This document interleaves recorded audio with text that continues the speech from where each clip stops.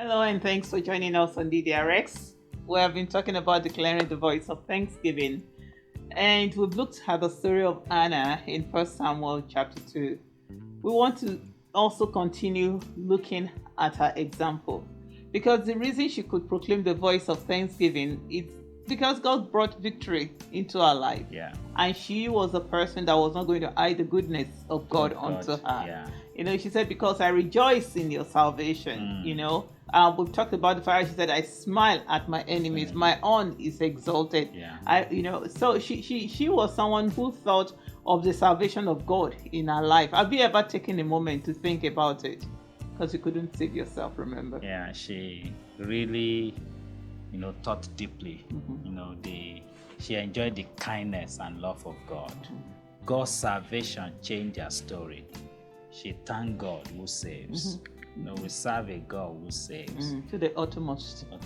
Yeah. In 1 Samuel 1:10-11, and she was in bitterness of soul and prayed to the Lord and wept in anguish. Then she made a vow and said, O Lord of hosts, if you indeed look on the affliction of your maidservant and remember me, and not forget your maidservant, but will give your maidservant a male child, then I will give him to the Lord all the days of his life, and no result shall come upon his head. She poured everything to God. Totally. Not withholding anything. And God did save her from her depression. God saved her from her reproach. God delivered her from every anguish that she was going through.